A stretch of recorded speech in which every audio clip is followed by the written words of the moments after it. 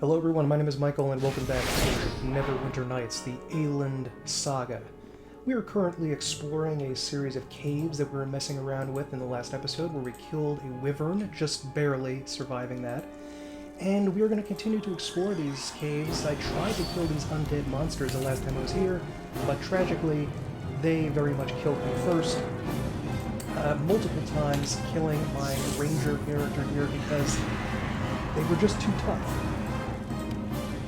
You know, tragically, I think my magic staff here, I don't want to use too many charges on it because I want to try to kind of save that.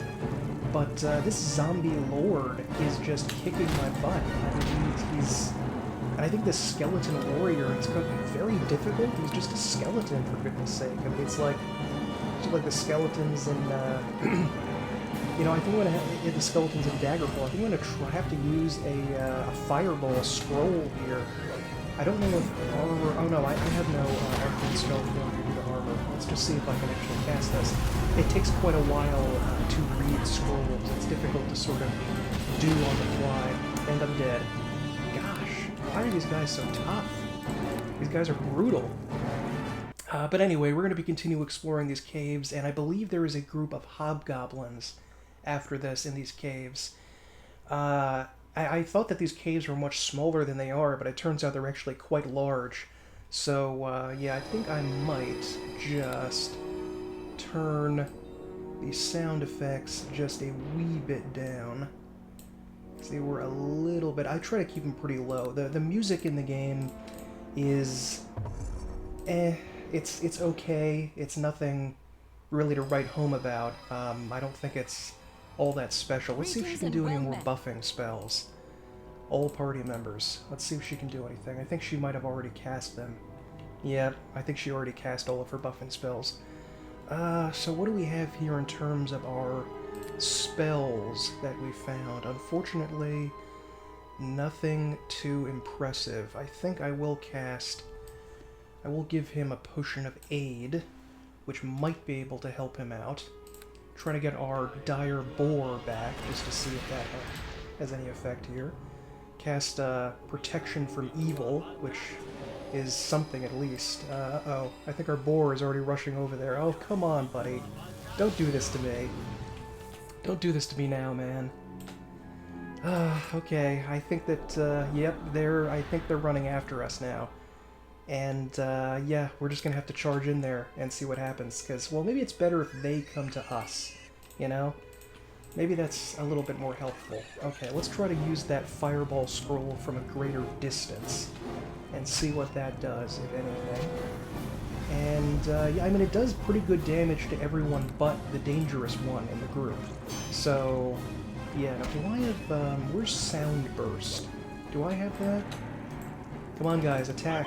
You guys need to come over here and attack. Come on. Okay, we're killing some of them, but just the weak ones, not the tough one.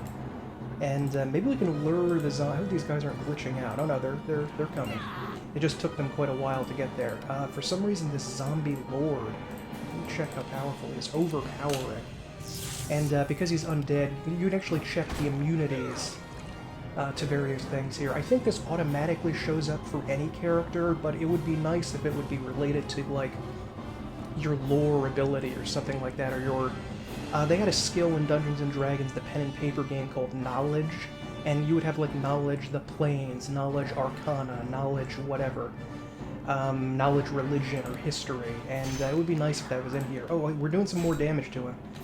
Unfortunately, my staff, I don't believe, has a magic ability to it, so I don't think I can actually injure him with that, so I'm just going to try to hit him with acid. It did 1 damage. God, am I really going to be stumped by this zombie lord here? I mean, come on. Okay, we actually did a little bit of damage to him with the electricity attack, but like I said, I'm trying to avoid using all of my electricity abilities here on him. I think she's trying to cast Turn Undead, and it is just not working. Come on, try to stay alive. Try to stay alive a little bit longer. Just kill him. Come on. Come on. Just a wee bit more. One more hit. Yes. Thank God.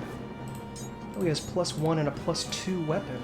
So, Those kama I can't actually use. They are exotic weapon proficiency, because I think they're considered some sort of magical East Asian...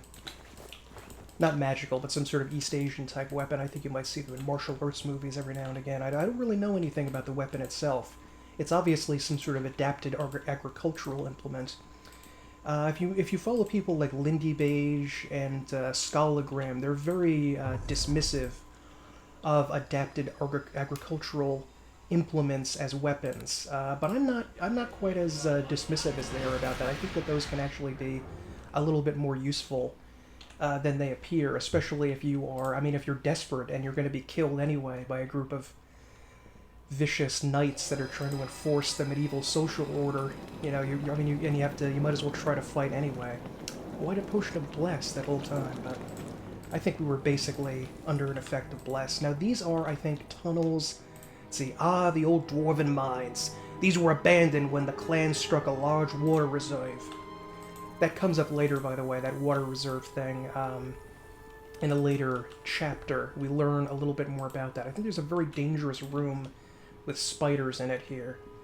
Yeah, this may not be the hobgoblins just yet. There might be spiders. There's a trap in here that causes a web effect, which is extremely dangerous because we simply would not be able to move at all. But let's see if we can somehow survive just by using these cantrips on these spiders, because the last spiders that we fought were not terribly difficult. So let's see if we can fight these guys. Melise is doing okay, but she's definitely losing a lot of health. Here, that's not too good. Oh no, did I seriously? Yes, I did. I damaged her. You can actually damage your friends if you target them. I must have targeted her accidentally. And then, wow. Okay, sorry. I'm sorry about that.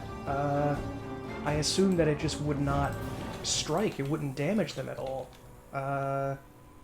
Okay, apparently I know different now. Let's see if we can... oh wait, there's a ghost. It can't escape. Immunity to mind-affecting spells or something like that. Let's try... This is really frustrating at this character level, because I have very few spells. Oh, she was able to turn it, because it was a wraith. It was undead, so it was unable to attack there. Sometimes if the turn undead ability... Oh, but technically I killed it with the acid splash. That's a little, even though it only did 3 damage. Okay, let's go keep fighting these spiders. Yeah, this area is much larger than I thought. I thought it was going to be so much smaller than this, but, yeah, let's take a look down here. I thought there was a trap room around here with, like, some objects in it that... Yeah, is this it? Where there's, like, a web spell or something? Whoop, okay, there's a sword spider here. Let's get that bardic music playing. The bardic music is not, I guess it's helping a little bit, but it's sort of hard to tell whether it's really doing something or not. I mean, we are getting all of these upgrade... Oh, no, poison. I'm realizing now that I should have bought a bunch of cure poison potions before coming down here, but I did not. At least the wraith spiders can be turned. They represent turning by having these, like, flaming skulls above their head. I like that I can pause the game here and actually search for a cure poison. Ooh, lesser ring of wizardry. Lesser wing of wizardry. I don't think this would work. It says it's supposed to only be for a wizard, but it can't possibly affect me, right? At least I assume it can't. Well, I'll keep it on for now anyway. Unfortunately, I think I'm just gonna have to eat this. Constitution 6? Can you... let me see, healing spells. No, not... Well, alright, let's see if this works. I was healed. I don't know if you can specifically ask them to cure poison, though. It does not look like it. That's gonna be a problem, because we may have to go back, because I don't know if I can do the next section with my, yeah, my strength is way low. 3 strength. Oh, jeez, this is awful. Okay, well, maybe we can keep going, and we don't need this battle axe. That's not going to sell for a lot of money. Let's see, what do we want to put in here with Dante? Virtually, we can only carry 20 pounds of weight, so that's kind of pathetic, unfortunately. I don't want him to start using bows, though. I would prefer it if he continued to use his, oh, this basic short bow I can get rid of. It's in this composite longbow. Well, maybe. I mean, I might be able to sell that for some money. I don't know. This Morning Star I probably can't get very much for. Ooh, Slicer. Oh, that's pretty neat. It's got a little bit of extra damage there. Fine composite longbow. That's pretty good. And I'm still over encumbered. Still. Oh my god. Does this have any weight? Maybe a little bit. What else can I get rid of? Gnome's Journal? Yeah, we don't need that. Anything? Okay, some armor. We can get... Okay, I'm just barely able to survive now. I'm gonna try the Potion of Lesser Restoration. Or wait, do we have a Restoration? Yeah, I'm gonna try the Restoration Scroll, which supposedly will restore me to regular... Okay, so I am back to normal now, thankfully. I didn't really need to move all that stuff. But, you know, I figure I might as well. But poison is pretty brutal in this game. Yeah, this is the trap room that has the spiders will descend from the ceiling. Actually, can we rest? We can. Spiders will descend from the ceiling as we try to open those chests, and we get webbed because, well, they're spiders. And I was watching the movie Krull the other day, and that really... There's an amazing scene in that, if you've ever seen the movie, where one of the characters has to walk across a gigantic spider's web. And it's this really long and actually pretty frightening sequence where he's like climbing across this web trying to get to this character that's stuck at the center of the spider's web. And I think that scene was really cool. The movie Krull actually gets a lot of crap. It was actually made fun of on Family Guy a few years ago, but I think it's a good movie. I think Krull is a lot of fun. It's not super exciting. It's not like Conan the Barbarian or Excalibur or Beastmaster levels of good 80s fantasy, but it's still pretty darn interesting. Okay, let's see if we can get our boar, and let us cast Protection from Evil in case these spiders are evil. Spiders presumably would not be evil, they'd just be neutral predators that are running around trying to get a meal. I mean, I don't really think it's fair to call them evil. Maybe the ghost spiders are, but let's check out in here. I don't know if there's anything valuable in these chests or not, but we really need more experience.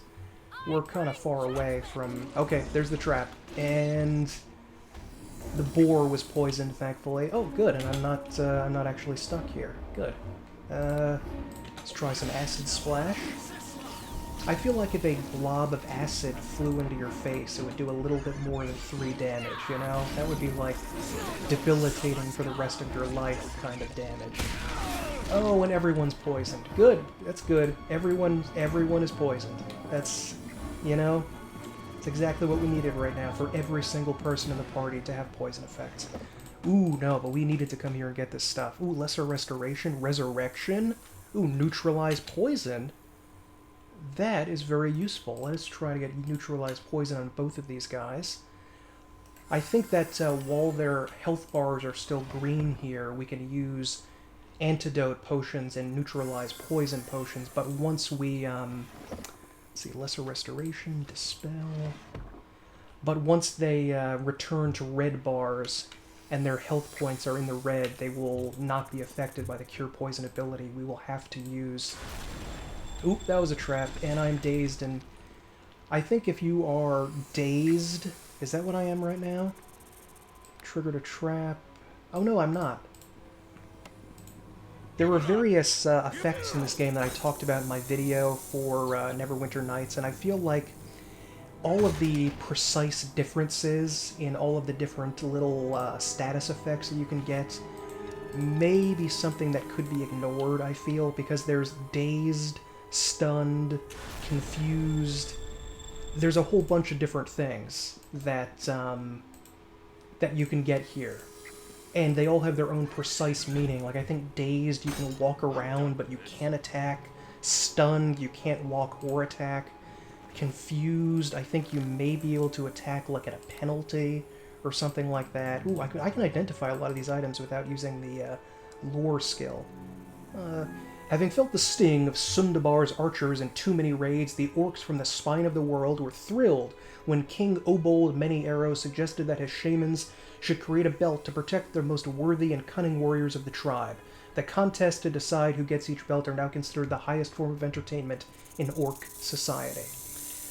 This game actually does not take place in the Elder Scrolls world, or any of the regular D&D fantasy world. It actually takes place in the world of Aielund, of course, since it says the Saga of Aielund, which is a homebrew world created by the designer, who I believe is named Savant, if I'm not mistaken. And considering his skill in making modules, I would say that Savant is a rather fair term for him. I'm wondering if we should continue fighting these spiders or not. We might not want to do that because of the poison. Ooh, Eder caps.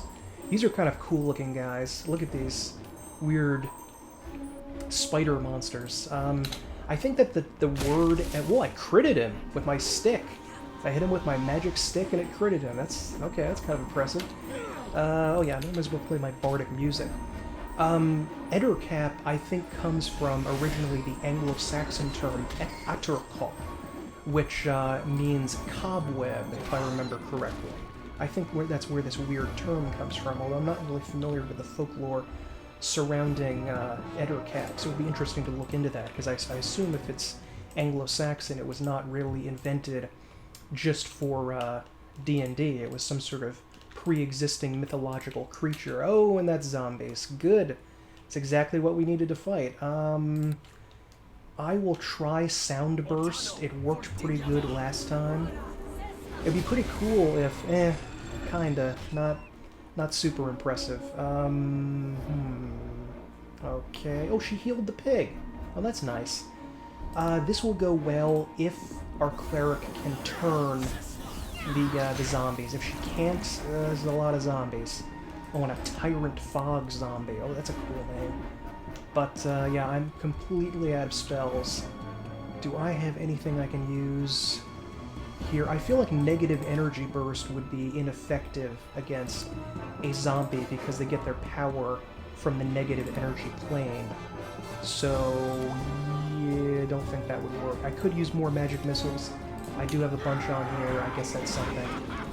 We're really not... You know, if I was playing as a paladin or a barbarian or as a fighter, I think I would really be hammering through a lot more of this stuff much faster than I am. Oddly enough, I think the next area with the bugbears... I forget if they're bugbears or if they're hobgoblins. Oh, yes, yes. Nice. And the Tyrant Fog was turned. This means that they're all turned. It's kind of weird that they have these... This is also the effect that they have for fear. They have these, like, skulls above their head. Turning can, by the way, go away, I think, after a while. If you just sort of, like... You can't just sit and leave them as turned zombies here. You will have to eventually do something about them, or they will begin fighting again. Ooh, small amount of treasure back here. Nothing too impressive. Always suspicious when I run up to a bunch of treasure right here. Always think I'm going to be attacked. And it's not a lot of treasure. It's kind of a pathetic amount of treasure. Let's get our... Whoa! What is this? Who are you? Ghast? I don't think I remember that creature from the... Looks kind of nasty. I don't remember that creature from the Monstrous Manual. I'll have to check that out. Maybe that was in a later edition. I started playing Dungeons & Dragons back in 1997, I believe, when I was 12 years old. And I started with AD&D back in the day, and just played with friends at school. I believe this was back in middle school, it would have been. And, ooh, I'm kind of running out of all my various protections. Let's try to get this protection from evil up there. And I'll have to check to see if I can cast Protection from Good, because that would be kind of neat. And we might as well get our bardic music playing. I see cobwebs here. Yeah, so yeah, there's spiders. Hit him with your magic stick. Hit him. Yes. Okay, that wasn't me. That was the ranger with his two-handed sword. But still. Okay, let's head up here.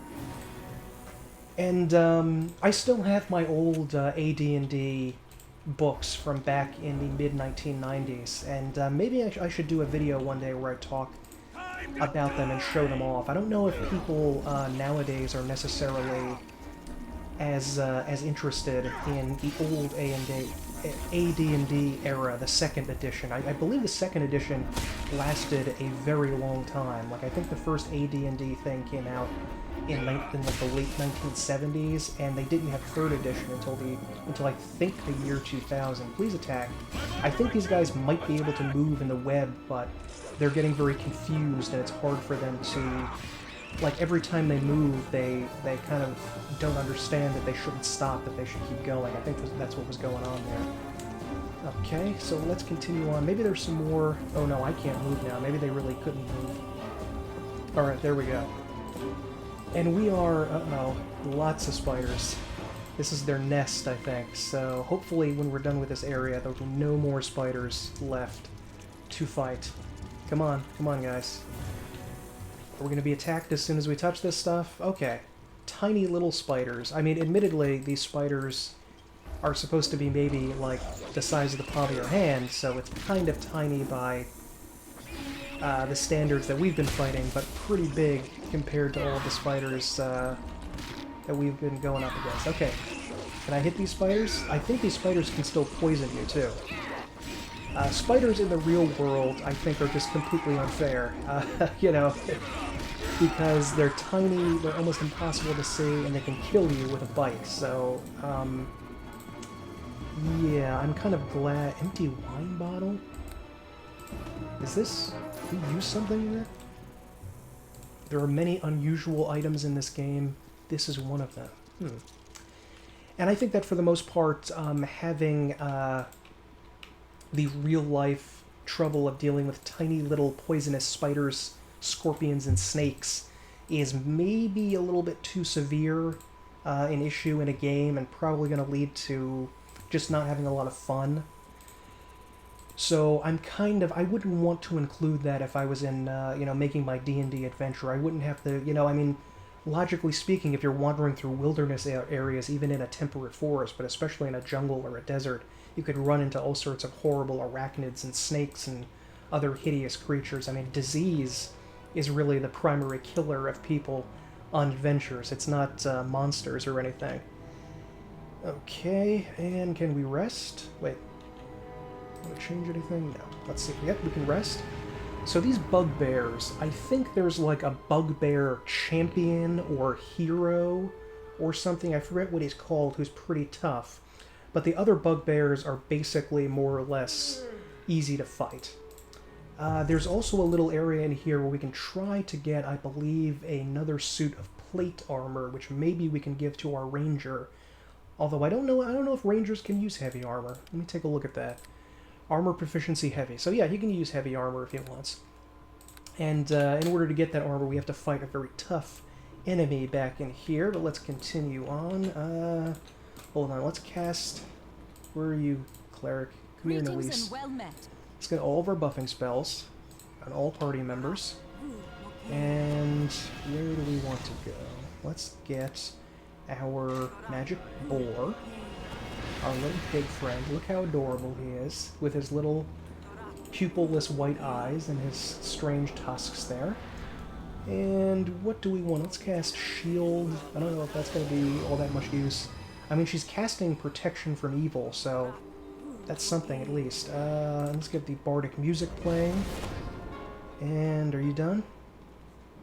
I think she's done. I think the cleric starts out sort of programmed to immediately go into casting her support spells as combat starts, which means that in the middle of combat, you know, as soon as you get attacked, she may just not fight and sit there and start casting like Bless and Protection from Evil and things like that.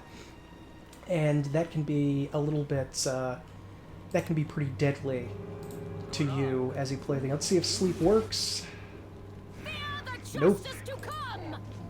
Will save versus mind-affecting spells, as usual, did not function. Okay, these bugbears, let's see how tough they are.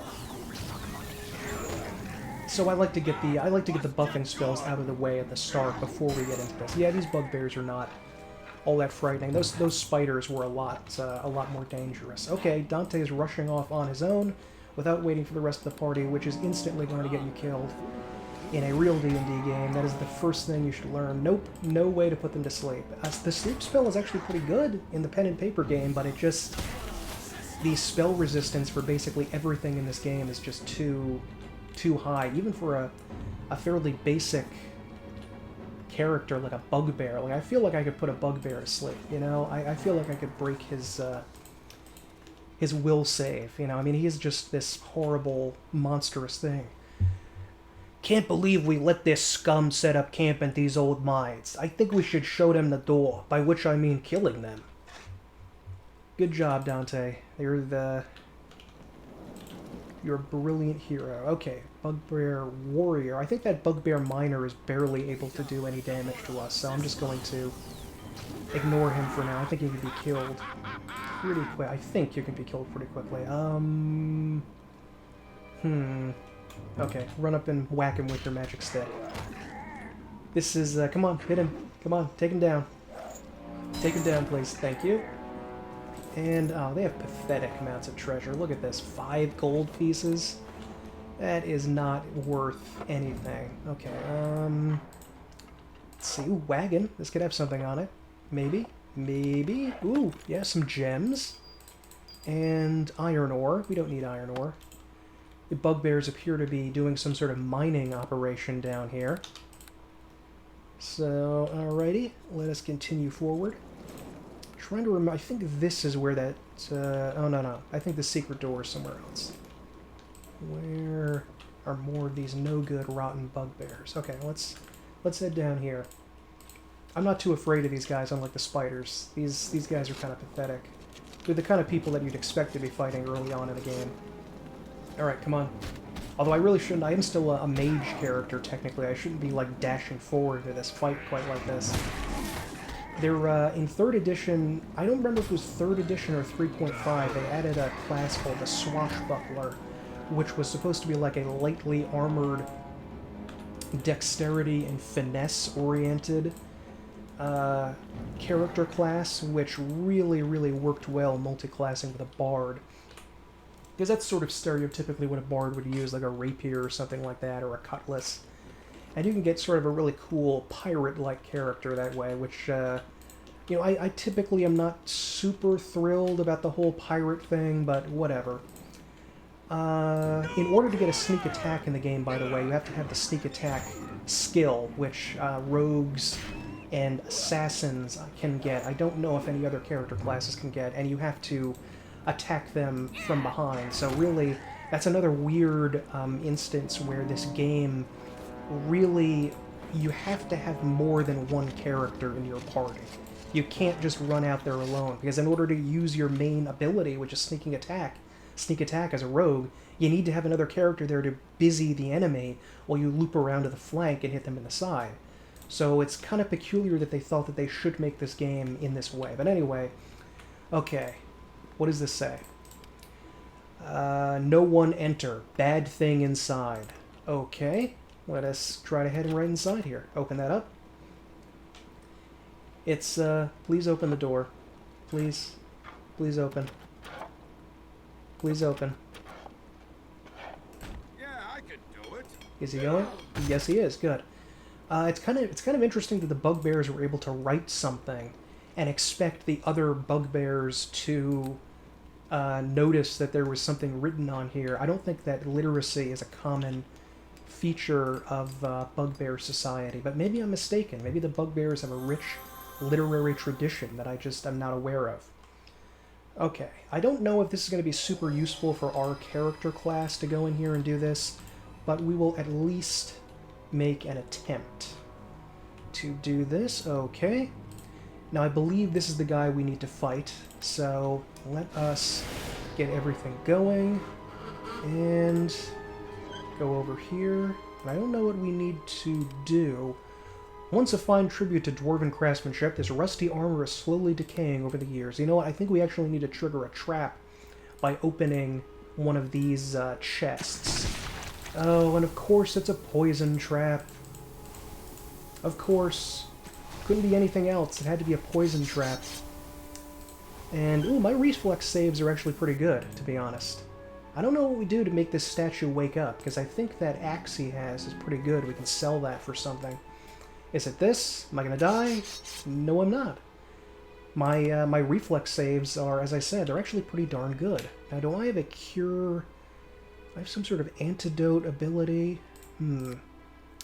Does not appear that I do. I think I'm going... Can I use this? Mercurial longsword? Nah, don't worry about that. Maybe we just have to attack this thing, and then it'll wake up? I really wish that I could see if... Can I see her spell list to see if she has Cure Poison? Because if she... Really? Arrows? That's it? Get this big locked chest just for some arrows? Okay, well, fine. I like that the bugbears must have tried to come in here at some point and do something. Okay, what did I lose? Constitution. How much 3 Constitution? Really? I am going to do a hard save here and see if my restoration potions will get rid of that. Because if it doesn't, then that is seriously an issue. Okay, thank goodness. It got rid of everything. He has also severe constitution weakness. So does well, her constitution must be high. 15, and it's taken a hit? Wow. What's her constitution normally? Constitution 17? That's pretty darn good. Okay, well let's head over here and see what we can do against this guy. Maybe we just need to attack him. Let's try to attack him. Yep, there we go. He woke up now. Get him. Quickly, where are my Switzers? Kill him. Quickly, kill him. Okay, you guys need to do the fighting here. I'm a wizard. I'm a squishy little wizard. I have a stick. I literally am carrying a stick. That's all I have. And it seems we got rusted full plate, which I think we can tidy up over at the, what's it called? The blacksmith in Culdeny, and probably would want to give that to decreased armor class to Dante. It says he can't use this, though. That's weird. Once enchanted as a living suit of armor to protect vital areas. This suit of armor has eroded over the years and retains only a shadow of the power that once imbued it. Destroying the monster didn't exactly help its condition either. An expert smith might be able to help repair it. But he can't actually equip this? Oh no, I mean he can... I think he can equip it, I mean... But I think with, he like loses his dexterity... I forget what it's called, but like the AC modifier because of his dexterity or something like that. It's very confusing to do this without the book being right in front of me. It's been a while since I've done pen and paper RPG. I like that the boar is helping. You know, I like that he just, you know, he's helping out. Okay, open this one too, please. That axe, I believe, is something we can sell for a decent amount of money at the very least. And, ooh, 800 gold. There we go. That's what I'm talking about. And, ooh, a rapier. That's very bardic. Martial, elf, or rogue. Do I have elven... Let me see if I have elven weapon proficiency. Oh, weapon proficiency rogue. I didn't know I had... I thought it just said simple. This feat allows the character to use the club, dagger, dart, hand axe, light crossbow, heavy crossbow, quarterstaff, mace, short sword, rapier, morning star. But so carrying out equipment is not proficient in. Okay, so when did I get that? Did I start? I could have sworn I did not start out with that, but maybe I got it because I'm using some sort of magic item? Is that what it is? No, I don't think so. Okay, whatever. Let us head out there and go back. Did I open this chest? Whoops. Apparently not. Okay, open that chest, please. Really should have saved before I touched that chest. It's probably nothing important anyway. It never seems to be. Come on. Was it nothing? It was empty? Usually a little bag appears and it says something there. That sucks. Ooh, I like these golem parts. These rocks suggest some large statue or creature once stood here. In Neverwinter Nights hordes... I don't know what this giant axe... What is this? This is like the pit and the pendulum thing or something. But in Neverwinter Nights... Ooh, a statue of a dwarf. I'm sorry I'm getting distracted here. That's so cool. I really like the dwarves. In Neverwinter Nights, the Hordes of the Underdark expansion, if you played as the wizard class, you actually had the ability, amazingly, to create your own golem later on in the game, and he would follow you around, I think, for the rest of the game, because you went into this wizard's laboratory, and it was so epically cool that you could get that. Okay, and let us head down here.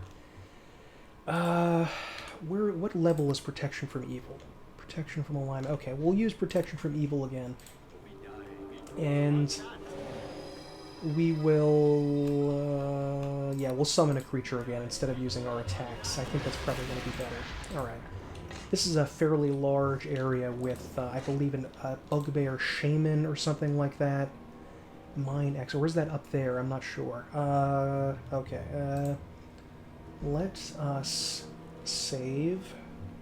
Use our bardic music. And here we go. Honestly, even though I grew up with AD&D, I feel like 3rd edition is... Ooh, this is the Bugbear Hero. He's probably too challenging. Okay. I feel like 3rd edition simplified a lot of stuff in a good way. There were a lot of things about 2nd edition that were very complicated.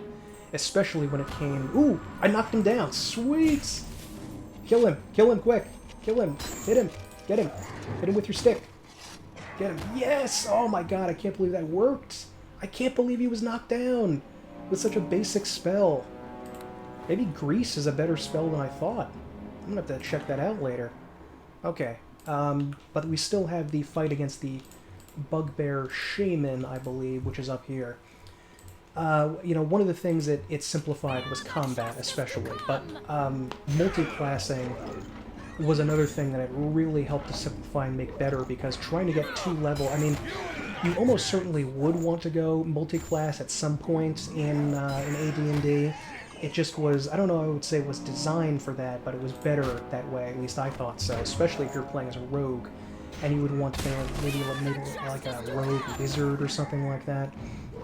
And you had to, like, level as multiple characters at the same time. I forget even exactly how it's done. It's very complicated and annoying. But in this game, it's much simpler. You can have 3 classes on 1 character. You can't go more than that. And that includes prestige classes. So what I'm going to try to do, I hope, if I gain a level soon, which I believe I will, is maybe get my first rank in Red Dragon Disciple. You feel an oppressive presence in this chamber. Something doesn't want you here. There's something magical in this game and in Daggerfall about the little D&D flavor text that you can get, because it just has a certain charm to it. Ooh, there's a trap there. That, you know, I mean, I guess it's better if you walk into a room and just have to infer the things there, that, oh, you feel the stench of the grave or something, but even a modern game like Skyrim or Dark Souls, you can't quite perfectly get that, that unknown sense of the bizarre and the unusual that you get if you, that you get when you hear it in this sort of, like, hearing it in a D&D narrator's voice. I believe this can be broken, by the way, this altar, which I'm trying to do, but it's not easy because I do not have power attack ability. and its damage resisting is just absorbing all of the damage that I'm doing. But I'm going to try... Let's see if I can throw a grenade or something at it. I think I am out, unfortunately, of grenades, and I don't think Dante can even do that. Can he attack this? Oh, he can! Oh, look, there you go. The evil in that altar has been banished with its destruction. Classy exit, though, I thought. Okay, so yes, we finally gained a level, and we are going to level up now, and... Let's see, can we have a Red Dragon Disciple? Ooh, we can. It is rumored that the magical powers of sorcerers and bards is somehow connected to the presence of dragon blood in their family tree. Red Dragon Disciples are sorcerers, and sometimes bards, who use their magical power as a catalyst to ignite their red dragon blood, realizing its fullest potential. They prefer a life of exploration to a cloistered existence. Already adept at magic, many pursue adventure, especially if it furthers their goal of finding out more about their draconic heritage. They often feel drawn to areas known to harbor dragons. And the first level we get an increase to our armor class as our skin begins to turn into scales. I believe we get a d6 hit dice, which is better. I think that's better than the bard, but maybe bards have d6 as well. And we gradually get draconic ability scores, so our strength goes up, and eventually we get a breath weapon, which grows more powerful over time, and at the end we get charisma up, strength up, immune to sleep paralysis fire, we get dark vision, +4 to natural armor, we get all kinds of constitution, intelligence up, really good stuff. But let's check out this one too. Pale Master. Necromancy is usually a poor choice for arcane spellcasters. Those who really want to master the deathless arts must always pursue divine means. However, an alternative exists for those who desire power over undead, without losing too much of their arcane power. Enter the Pale Master, who draws on a font of special lore that provides a macabre power all its own. Spellcasting level 3. I don't know if I've ever really gone as a Pale Master. Ooh, immune to critical hits, you eventually get at level 10. Touch of the undead arm instantly kills. Tough as bone, immune to hold, paralyze, and stunning. That's actually pretty good. You can maybe summon greater undead. I think that might be a mummy or a vampire. What do bards have as their... Oh, they have d6 hit dice anyway, but we're going to go Red Dragon Disciple. Eventually your character at level 10 actually grows wings out of their back, which is really cool looking. Let's get our Persuade up. Cannot get Use Magic Device, unfortunately. I think we can get Lore, though. A lot of classes can get Lore. Discipline. Yeah, we might as well get Discipline. Concentration. Oh, we're done, actually. Okay. We don't get a lot of skill points to use. Okay, hit die increase. It's the same, basically. And we do get a feat. Let's see. Cold Shot. Ooh, Combat Casting. Adapted Suffering Spell. Yeah, we're pretty much gonna have to get that at some point to get Combat Casting. Ooh, Greater Spell Penetration, though, might be more useful at this stage. Still Spell. There are also kinds of cool things with spells. Spell Focus Evocation, I think, is very useful because that means our destructive spells become much more able to penetrate armor. Adepted Servant is getting +2 bonus to spell save DC for all spells that they cast from that school. There's a lot of good stuff we can go with here, but I think we're going to have to go with Greater Spell Penetration, because no matter what we have with our spells, if we can't actually penetrate the enemy's spell resistance, they're kind of pointless in having them. Okay, so we are officially now part Red Dragon Disciple. And I think we can probably rest at this point, because they're probably... I think there are more bugbears up around here, maybe. No resting is allowed in this area. Okay. That's... why? Why is there no resting allowed in this area? Okay, I guess this entire map there's no resting. We might have to go back downstairs to rest. But let us take a quick look in here, because we're not desperately weak at this stage. And do we get more? I think, do we get more? I wonder, I forget how our spells... Ooh, this is really cool. I think because these bugbears are asleep, we get to do something really neat. Oh, we missed it. Oh, that sucks. I think because they were asleep, they would have allowed us to get a Coup De Gras. And a Coup De Gras in D&D is when the enemy is so pathetically weak. Because is not pathetically weak. Is so unable to defend itself, usually because it's asleep or unconscious in some way, that it can't resist any damage. You can instantly kill it with pretty much any weapon that you have. Obviously, if it's immune to a certain weapon type, or without a magic weapon you can't hurt it, it doesn't work, but most of the time, like a sleeping enemy can be killed instantly like that. I think that's really cool. If we were a stealthy rogue character, we probably could have snuck in there and wandered around and just maybe killed them one by one. I don't know if they would have woken up. Maybe they would have. But I think that's really cool, that Coup De Gras ability. Tragically, I don't remember any other instance in Aielund where you can do that. But, yeah, I think that's a real... I wish they could have added that in more, but maybe there is. I don't quite remember. Let's see if there are any more of these filthy, awful bugbears, and then maybe we can go back to town and do a little bit of shopping. Okay, there's another bugbear over there. Let's get our bardic music playing. I'm not sure with the Red Dragon Disciple how your spell advancement works, because when you play as a spellcaster, you advance slowly along levels, and every 2 levels you get access to another school or another level of magic. So since we were level 4, we had access to 2nd level spells, and we would have been halfway up to getting 3rd level spells if we took our 5th level of Bard. But now that we've taken a... Where's this? Stairs... Oh, no. Yeah, I think we came that way already. And were we in here? Yeah, we must have been in here. So I think we're trying to get over here, which may be some stuff we can loot from these bugbears here. And that's the exit over there. We're almost done with this dungeon.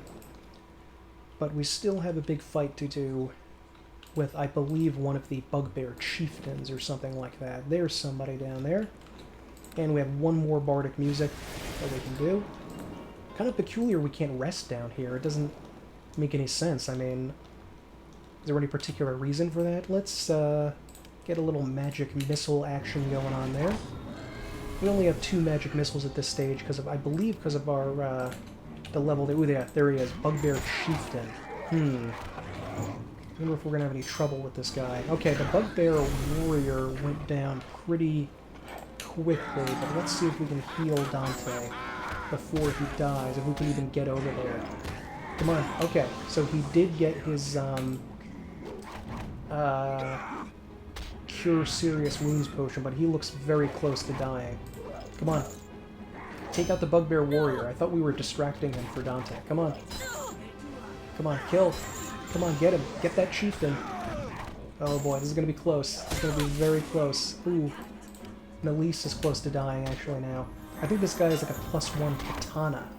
Oh, I like that he blocked that attack. You actually see him, like, move the sword to block the attack there. Ooh. This is no good. Come on. Is that Dante dead? Is Dante dead? Don't be dead, please. Oh no, okay.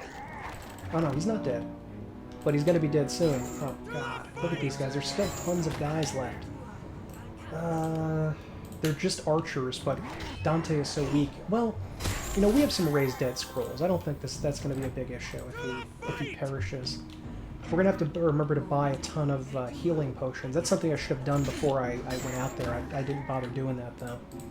And that was definitely a mistake. It can be a little hard looting things sometimes in Neverwinter Nights, just to, I mean, it's not super hard or anything, but just a little bit irritating. You have to go to the, click on the little blood pool in the center of the character, which you may miss, especially if they are all clustered together in a group. You may not be able to click on the one that you want. Okay, I don't think there are any bugbears left alive in these huts, and there are things that we can loot inside of them. The stench in here is almost unbearable. Yeah, we're, maybe the biggest thing that people miss out on in playing an RPG game is the smell. Because the terrible stench of going into these foul layers of the undead is something that is probably horrific. You know, I mean, just smelling a zombie. I don't know if that's something that's ever mentioned in something like The Walking Dead.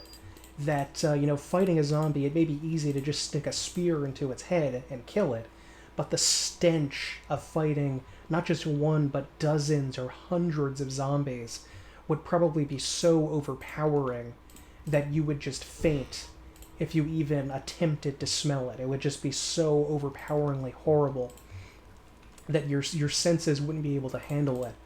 And sometimes in The Walking Dead, they've actually... Again, if you've seen The Walking Dead and they have mentioned the smell before, let me know, because it would be interesting to hear about that. But they've actually worn on the show, like, suits made of zombie flesh to try to hide amongst the zombies, which just seems like, again, impossible for a human being to do that, because the stench would be so nightmarish that you could never effectively sit there, and you would immediately faint if that happens. You would have to be, I mean, going to a battlefield after the battle is over and seeing all of the corpses is, according to Otto von Bismarck, there's nothing more pitiful than a battlefield after a battle. Seeing all the broken bodies and the stench of the flesh is horrendous. Supposedly during the First World War, when people were coming up to the front, to the great battlefields at Ypres and Verdun and so forth, you could smell them before you actually arrived. Like miles away, they would have a stench to them that was horrendous and demoralizing to the troops that were going up there. I don't know why I just digressed for a while to talk about smells for no particular reason, but I decided to do that. Ooh. Are there enemies out here? I don't remember there being enemies out here, but,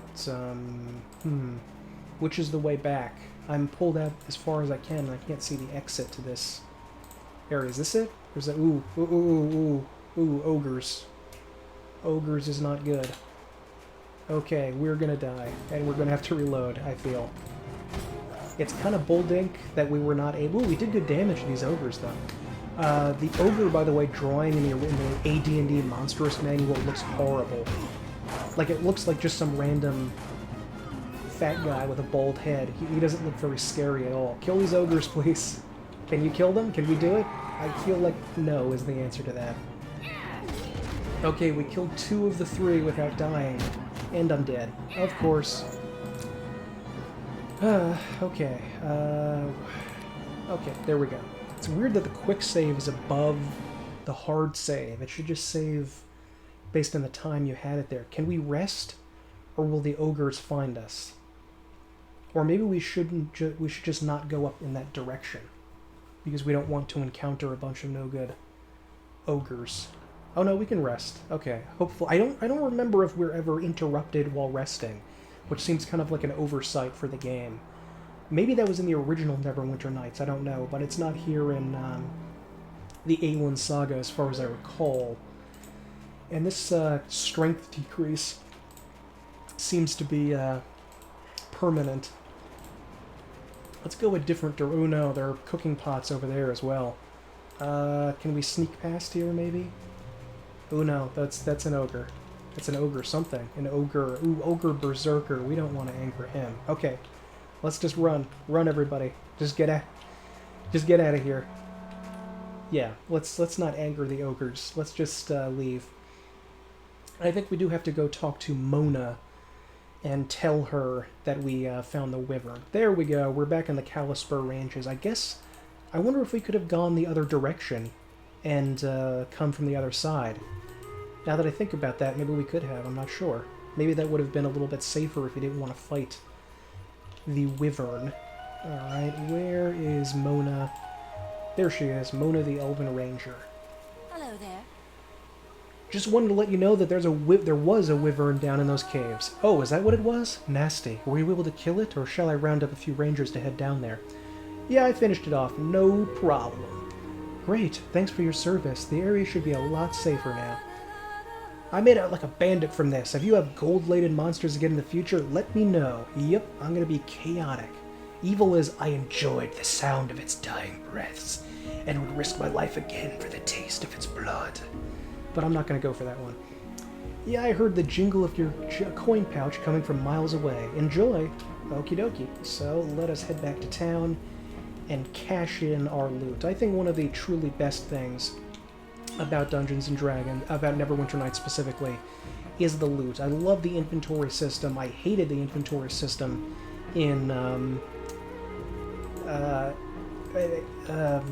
what am I blanking here? Neverwinter Nights 2, which I thought was just terrible, the way that they handled that. I hated the inventory in that game. It was too small to see anything. This, you have nice big sprites here for all of the things, and you click on them instantly and see things. It's great. But let us head back and talk to whatever McTeevish of the clan McTeevish, the dwarf, and tell him about the tragic fate of his brother. And maybe we can then go check out all of that stuff with Ronald Bartlett and why he was hiring goblins to attack, or at least dig a tunnel into the town of Culdeny for some evil, nefarious purpose. And, you know, there's nothing quite so relaxing as going back to town and selling loot. In this game, it's just so... it's sort of calming in a way. In real life, I despise shopping. I hate shopping in general. I think it is a miserable, unpleasant, horrible experience that I detest, and I just feel vaguely ashamed, I guess, in a way, strangely enough, shopping. Just like I shouldn't be wasting my time with material concerns, that what I'm buying is just boring and dull and awful. But for the most part, I just find it to be so soothing and fun in a Dungeons & Dragons game. I don't know why that is, that in real life I detest it, but in this world, in the fantasy world of D&D, I love it so much. Okay. Let's see what we can sell here. Mercurial Longsword, enhancement bonus +1. Don't think we need that. We can sell that lockpick, empty wine bottle. I don't know if there's some sort of purpose to that.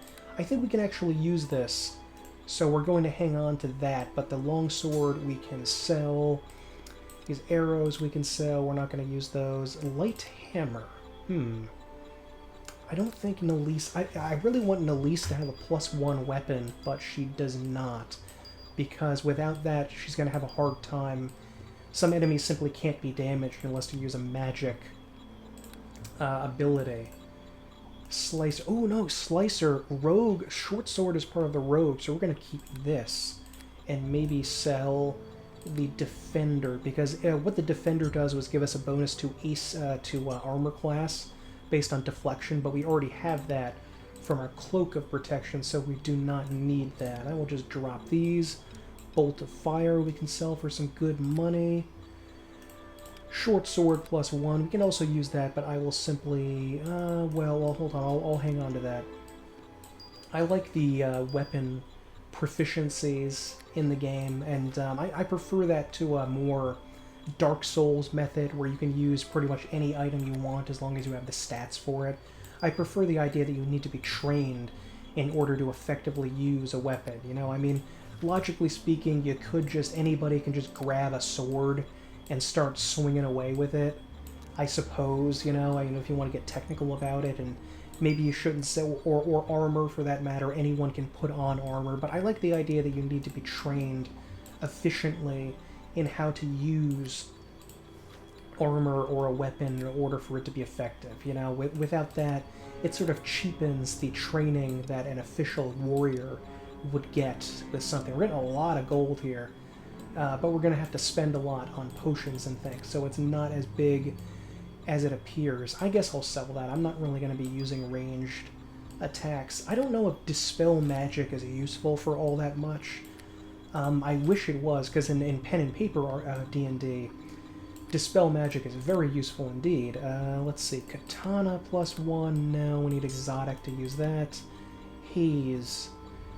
Sonic +1, Enhancement bonus +1. I think this is actually really good if you're a fighter character, because of the ability to daze enemies, which is actually pretty powerful. Let us sell this. Let's see if he has anything that we want to buy Ooh, potions of speed. Fortunately, unlike the other potions, which we can buy infinite amounts of, these potions of speed are quite limited. And we're going to buy this potion of fireball. And ooh, ghostly visage. I think that's really good because it gives us some damage reduction. We're probably going to need that. See invisibility, silence. You know, I'm going to get see invisibility. Yeah, potion of bark skin. I think we can buy a bunch of these because that bark skin ability adds to our armor class. See, we're already losing gold now because we're buying so much stuff. Should I buy this loot? No. Sleep abilities are just not all that functional, unfortunately. I'm going to buy many more grenades, though. It's a little bit irritating that you have to... I mean, you can click on things fairly quickly to buy them, but it still takes quite a bit of time, unfortunately, to get this done. I think Tanglefoot Bag is something that ensnares enemies. Might want to buy a couple of those. Thunderstone, I'm not going to bother with. Choking Powder. A little bit roguish and devious, but I'm going to leave that there. Purple Light Gem, no. When it comes to games needing lighting effects, I wanted to talk about this. Ooh, caltrops. Let me talk about this for a second. Caltrops are actually an interesting little metal object that was used in ancient battlefields, and basically what it is sort of a spike, and it's three-pointed, so when you throw it on the ground, it automatically lands with a point up. You know, it can't land like a tack with the point on the side or down. Caltrops resemble large metal jacks with sharpened points rather than balls on the end of their arms. They can be thrown to cover a small area of effect. For every round that a person is standing on the field of caltrops, they take 1 point of damage. One pouch of caltrops can do a total of 25 points of damage. It's also considered a grenade-like weapon. These were actually used on ancient battlefields in order to fight against elephants, because they would step on them and it would crush into their soft, padded feet, and they would go crazy and run away. I don't know if it was used against people very often. Let's see. Rod of Wonder. The Rod of Wonder is a strange and unpredictable device whose effects are an odd mixture of beneficial, harmful, and useless. They are often the product of magical experiments in crafting gone awry.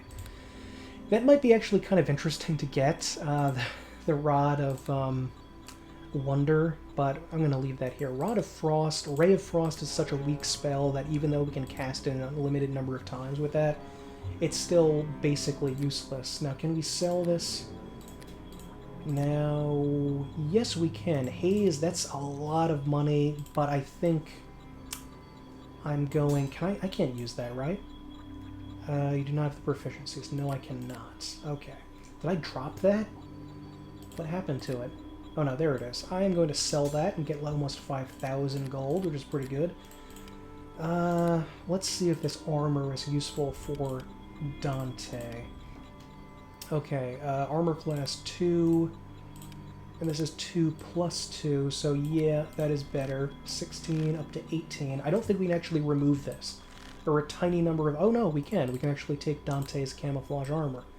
Did not think we were allowed to do that. Okay, splint mail, 6. Okay, sacred cloth, various commas we can sell, studded leather armor plus 2, hand axe plus 1, longsword plus 1, and yeah, okay. Let us continue to sell this.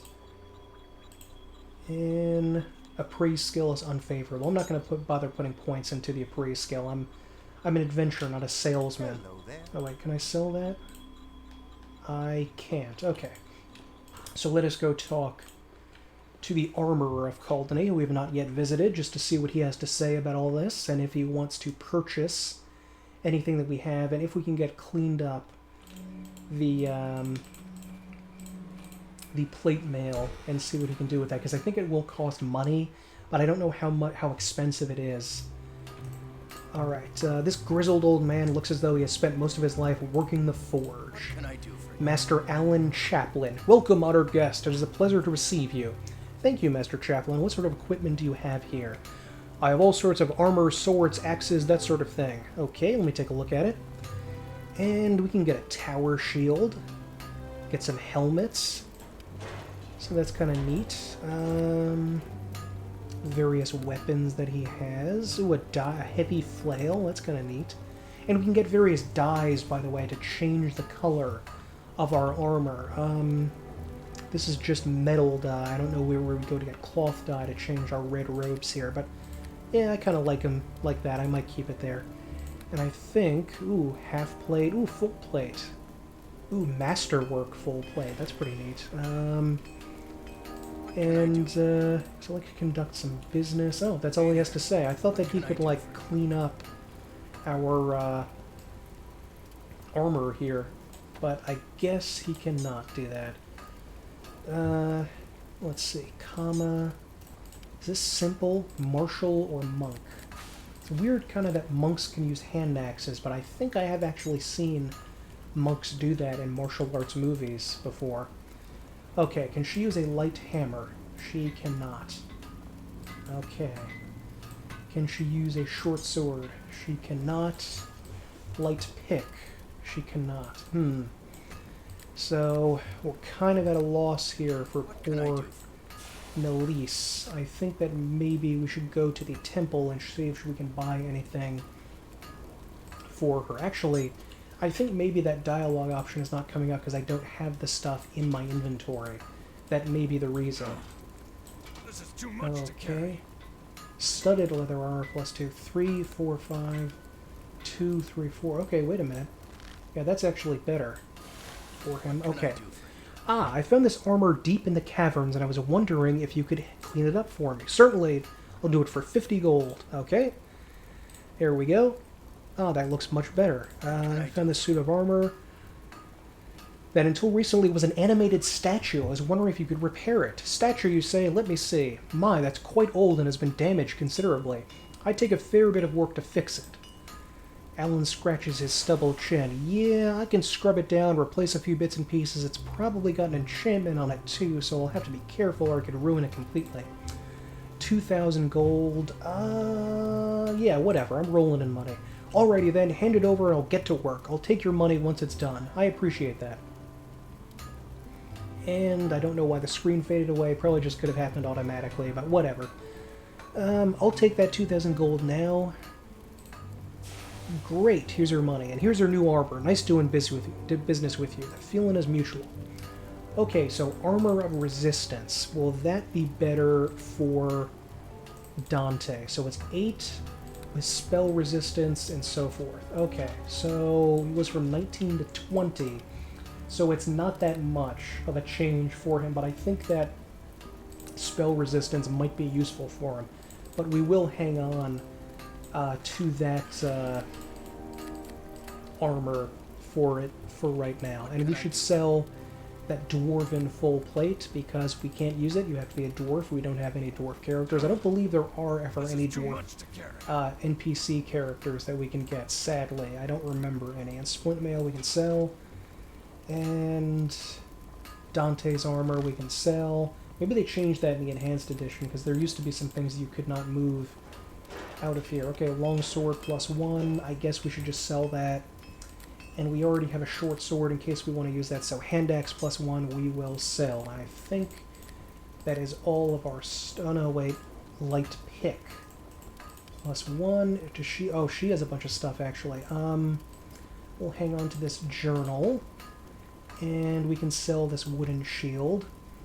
And this crossbow, I'm not going to have her use that. Short bow +1. Maybe I should have kept that because I could probably use a short bow +1. And she has a basic mace, but she's using the Morning Star now. Guess that's not that much of an issue. I think if I went as a full elf instead of a half elf, I would be able to use long swords and long bows, no matter my class. And I'll just sell this. There's no point in her having that. Let's take a look at this. Robe and mail shirt. Okay, that's not too bad. Alright, well, that's about it. Basically all we can do there, and let us head out to this place and go talk to our dwarf friend. There's tons, excuse me, and tons of loot in this game, which I adore because I was recently playing Skyrim. And the loot in that game, I just have to say, is pitiful. You know, compared to... I mean, it's not... There's a lot of problems with that loot. I think maybe because they have that stupid crafting system, so they maybe expect you to make a lot of your armor and weapons, but the loot in that game, despite looking really cool, there's not enough of it, not enough cool magic stuff, for my taste anyway. Anyway, there's my intrepid adventurer. What news do you have of me, brother? Bad news, I'm afraid. I found this journal, and your brother is dead. Dead? But what happened? By the looks of things, he stumbled across a wyvern's lair and was slain. Clavis seems overwhelmed by emotion for a moment and quickly recovers. Aye, that's as good a death as any, I suppose. Did you bring back anything of his? His journal and his equipment. Me thanks and the thanks of Clan McTeevish to you, Michael. You can keep this equipment as payment for this service. You've earned it. I'm sorry about my pathetic Scottish accent there, by the way. Thanks, Clavis. You might be interested to know that the mine was pretty well flooded in places. Aye, well, looks like Durham didn't die in vain, then. I'll be sure to take this news back to me people. Now, if you'd excuse me, I would be alone with me grief. Good fortune to you, Michael. Farewell. And so I believe we lose him as a... oh, no, we don't lose him as a traitor, actually. So that's good, at least. I thought we might have lost him there as a trading partner, but I guess not. Now let us go to the North Shore Trading Company. A few episodes ago, we discovered that a secret plot was being hatched, so that goblins are trying to tunnel underneath the walls of Culdeny and secretly create a passage into the city for reasons unknown. So we are going to have to go and determine what in the world is happening by... oh, there's a... no, we're going to ignore that for right now. By going into the North Shore Trading Company, a hangout for local bigwigs, where filthy commoners like us are not welcome, and we're going to have to see what in the world is going on there. Okay, see if we can get past the secretary here. We are a sexy bard with high charisma at charisma 17, so I think we can get past her, maybe. Hello there. Can I help you? Yes, I'd like to see Ronald Bartlett, please. I'm afraid he's unreachable at the moment. Could I be of assistance? I really need to speak to him. Any idea when he'll be in? Well, he's sort of in now. He's upstairs in the Gentlemen's Club meeting with a very important client. I see. Can I just pop up there and have a quick word? I'm sorry, that won't be possible. The club has a very strict policy concerning who is allowed in. And I don't fit that policy, I suppose? That's right. I'm very sorry, but Mr. Bartlett should be available in the next few days. Days? That simply won't do. Is there any way to get in there? Well, aside from tearing the door from its hinges, you could acquire a sponsor. Yes, someone who is currently a member of the club can invite you along and sponsor your petition for membership. I see, so you can give me some names. I don't think I want you harassing our members, but suffice to say all the rich and powerful men in the town also hold membership with the Gentlemen's Club. Rich and powerful? Like the mayor? You didn't hear it from me, but yes, of course he is. Well, thank you very much for your assistance. Good day. Farewell, sir. Okay, so what do we have to do to get the mayor to allow us in? Because I don't think we can just bash the door down and get in, presumably. Or if we do, maybe I don't know if the guards would ever attack you for anything in this town unless you directly attacked them. So we're going to have to go to the mayor and see what he has to say. But first, we have to stock up on potions. And I mean stock up on them potions. Like maybe 20 potions of Cure Serious Wounds if we can get them. Okay, right, okay, let's buy... So they cost 66 gold, so it's going to be around 2,000 gold to get all of the potions that we want. Ooh, potions of clarity can be very useful because they will stop you from being affected by mind-affecting spells like Daze and Stun, which can be very, very punishing. Remove to blindness, deafness, dispel magic. I'm going to get aid as well. I don't think we need endurance necessarily, even though our cleric may already be able to cast these things. I think it's probably for the best to have extra ones, because she could be running out of spells and we don't have time or the inclination to rest. So let us just get as many potions of Cure Serious Wounds as we can. The cost, we can just drag and drop them, but really any way we do it, it's going to take an unfortunate amount of time. I wish there's a way I can just click on this and click like Procure Quantity 10, you know? But okay, I think for now that will probably have to be enough. Is there anything else that we can get? Periaptive wisdom, and there's no armor. I thought maybe we might get lucky and find some celestial armor for her. I could have given her the splint armor, but I would really prefer like some kind of plate armor +1 for her, really. Otherwise, I would just let her keep her current armor. I think it might have a special effect on it. Actually, oh, wait a minute. What am I doing? I had to go in there and get cured. I did not know that. She will, I think, give you a heal spell for free, which, and a heal spell will allow us to lose this permanent strength decrease. But of course, it is my duty to aid those in need. Hold still a moment. You feel a powerful sensation sweep through your body, refreshing and cleansing your wounds. I wish that there were heal spells in real life. Wouldn't that make trips to the hospital so much easier?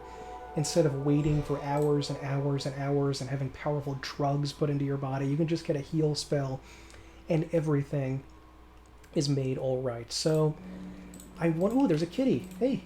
Hey. Oh, what does it meow? Hello. House and alley cats are common in populated areas, prized for their abilities to keep the rodent population in check. That is, when they are not being persecuted as the familiar of a local witch. That's an adorable kitty. Hey.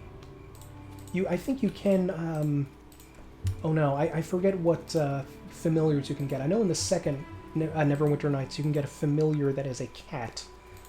But in this game you have more like monstrous creatures like beholders and wolves and tigers as familiars. But anyway, let's talk to this guy. Damn it, man, you're just not listening to me. Yes, what is it? I'm sorry to interrupt, but I was wondering if there was some way I could be of assistance. Assistance, eh? Well, perhaps you could assist yourself out the door. I was only trying to help, sir. No need to take my head off. What's the problem? I'd like to help if I can. I'm not doing this to genuinely be good. I'm just doing this to manipulate him more. Mayor Ashen Bora. This florid-faced man looks like he is in charge here and enjoys every minute of it. Donan, Marshal. This man is having a fierce argument with the mayor. Perhaps you should assist. Perhaps you should ask him. I'm really very busy, sir. Please go away. What do you want? What the hell do you want? I think everybody here should just cool down for a moment. Yeah, come on. Loosen your sphincters, people. Calm the F down.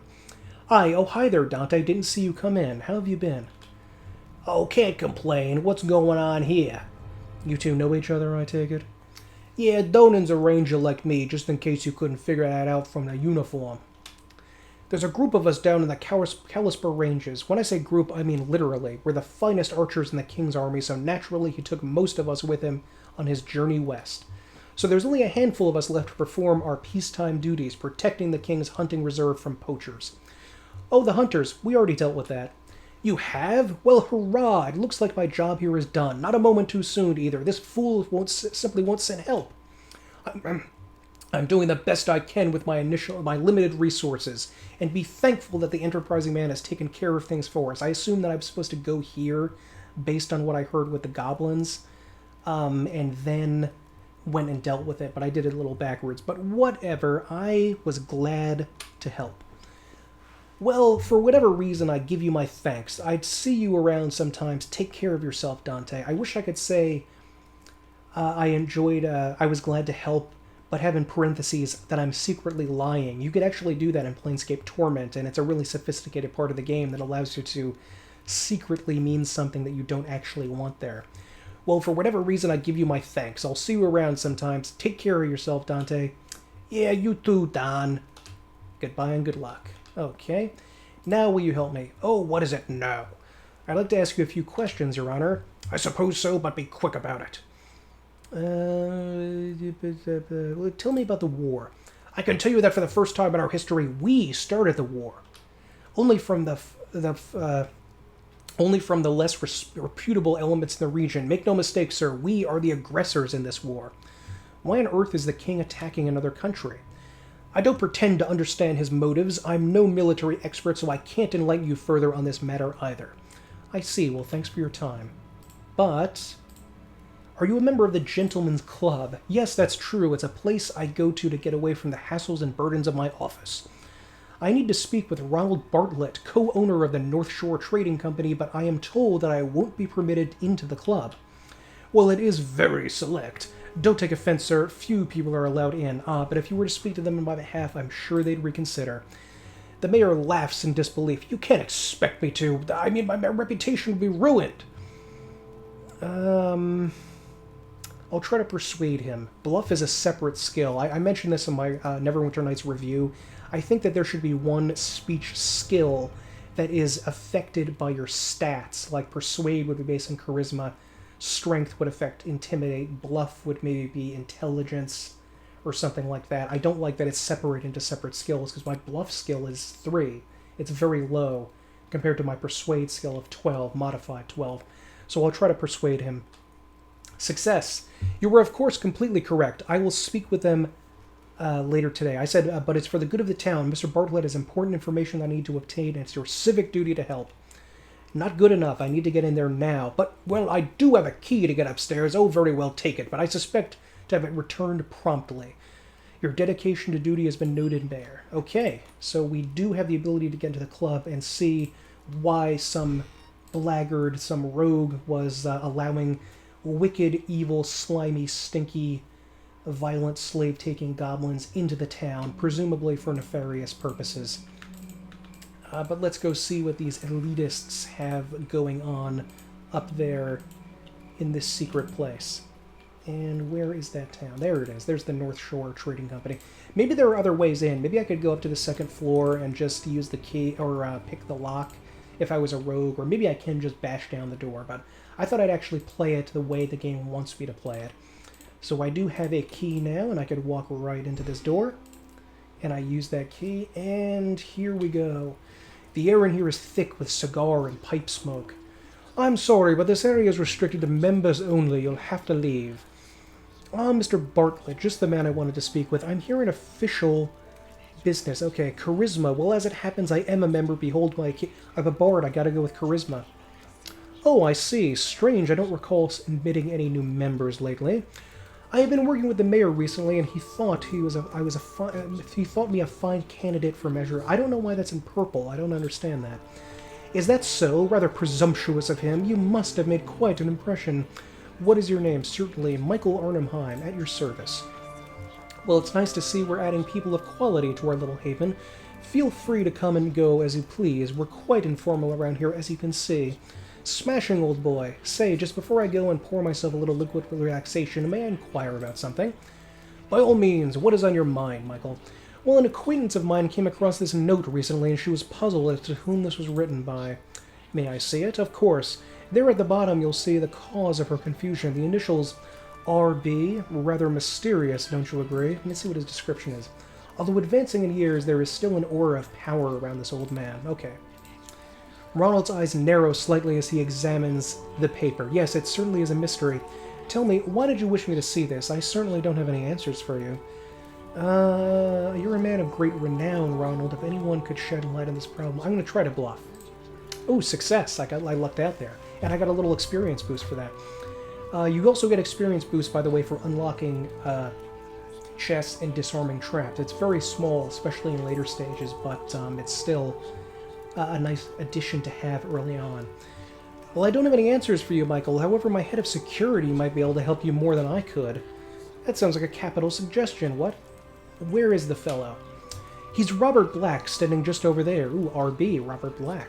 Then I shall have him examine the note. I wish to thank you for your time, Mr. Bartlett. It's been an honor meeting you. The honor is mine, sir.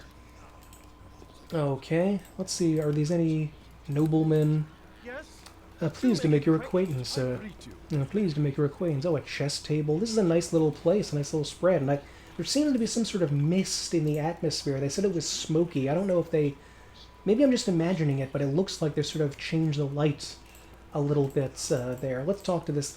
This guy is a very important character and will be continuously important, much more important later on in the series, not just in this act. But let's talk to him. Well met. Robert Black. What do you want? Ronald asked me to have a word with you. What's on your mind, friend? I found a note on some goblins trying to dig their way into Culdeny. Take a look. Okay, Robert's expression suddenly turns cold. What is it? Where did you find this? I took it from the cold, dead hands of a goblin. He had a whole bunch of his friends digging a tunnel under the wall. I see. Looks like we've got a big security issue here. I'd best go tell my people to stay alert. That's probably a good idea. Thanks for bringing this to my attention. I'll make sure you get what's coming to you for this. I'll see you around.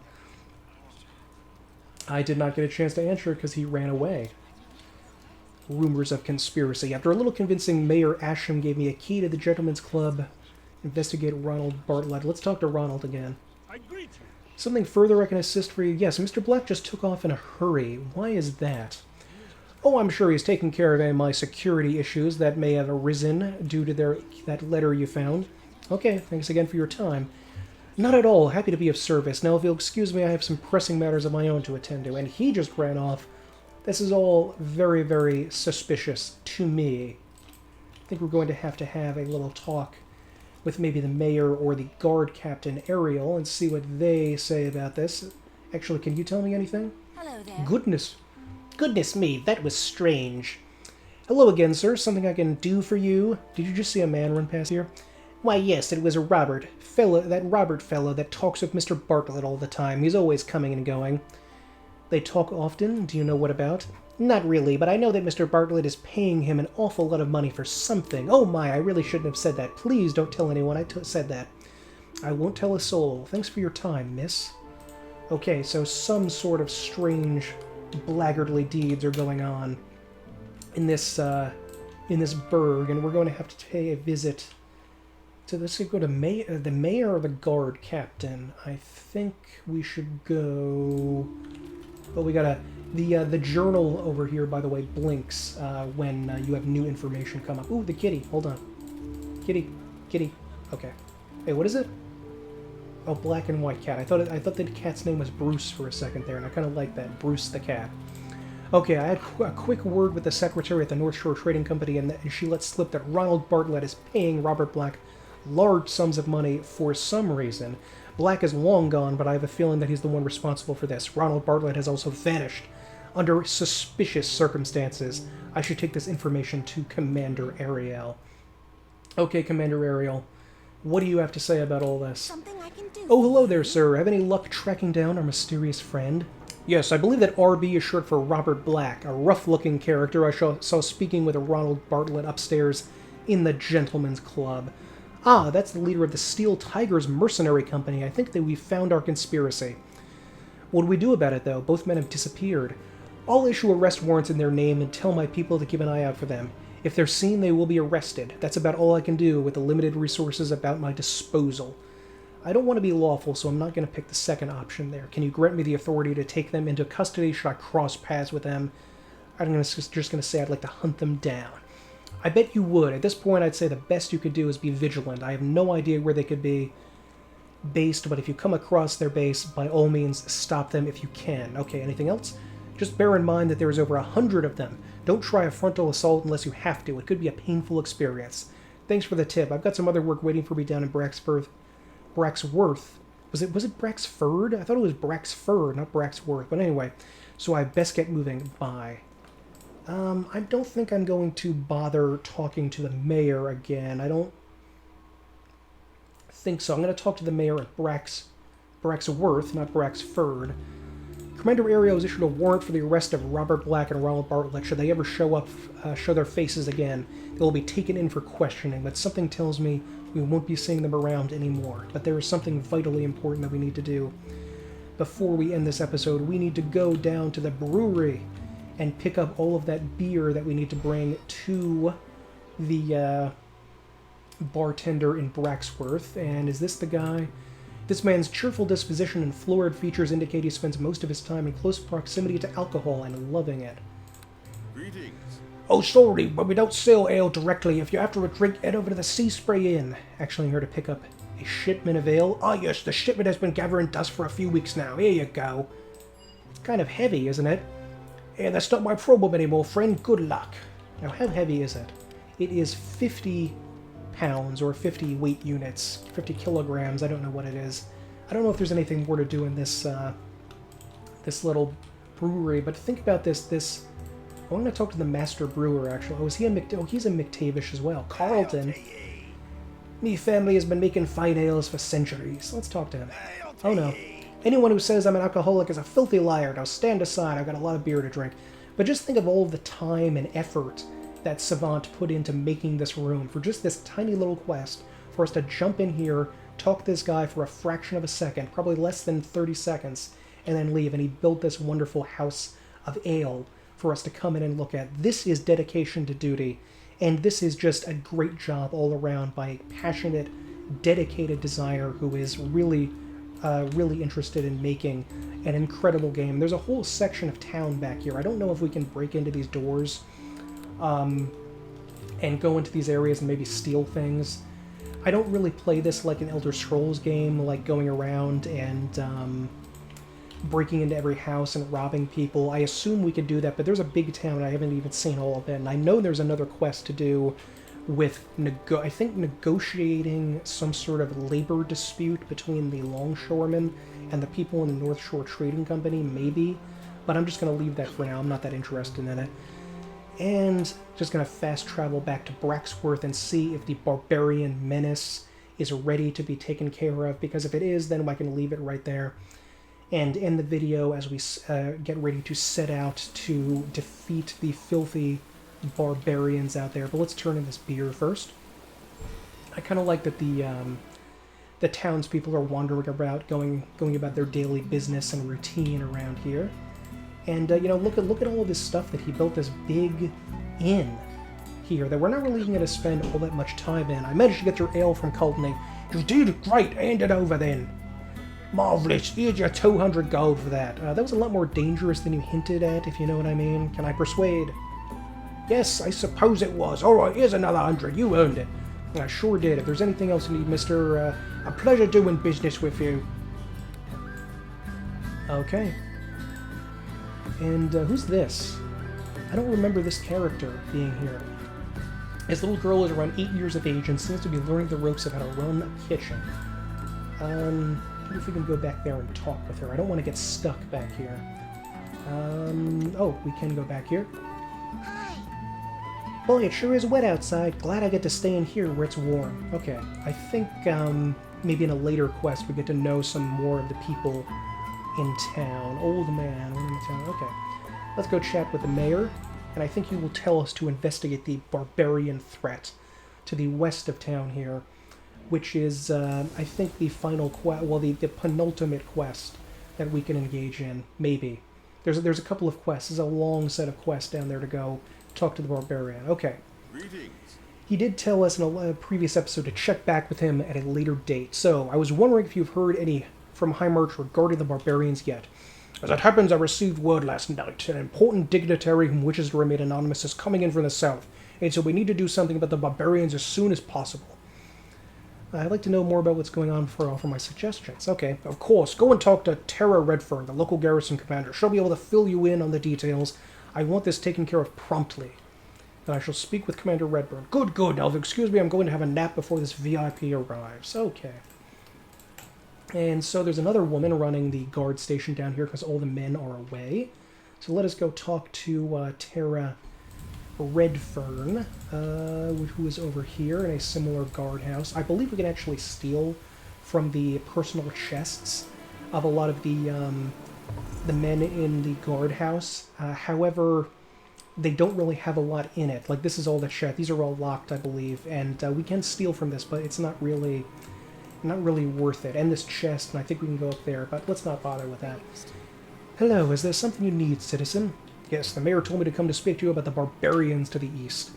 I suppose he wants me to deal with several hundred raving psychotics with only 24 soldiers at my command. All I know is that a dignitary of some importance is coming in from High March soon, and he wants the situation resolved. No pressure, huh? Well, let's get it down to it. Quite a fair bit, actually. Apparently the local ranger commander, Arteman Wise, sent in a man to investigate all he could from the region. Yeah, his name is Tommy Smith. Damn good ranger. If anyone could find out what's going on, it will be him. What has he discovered? The barbarians have been peacefully living on the southern mountains for many years until a few months ago when their leadership was changed. The new chief, Erag, is a half-orc, and like most of them, he's a brutal, vicious bastard. Very true. We can't trust those dirty half-orcs. I wonder what would happen if you were a half-orc and you were doing this quest, because Can you play as a... I think you can play as a half-orc in this game, but anyway. Maybe there'd be some unique dialogue there.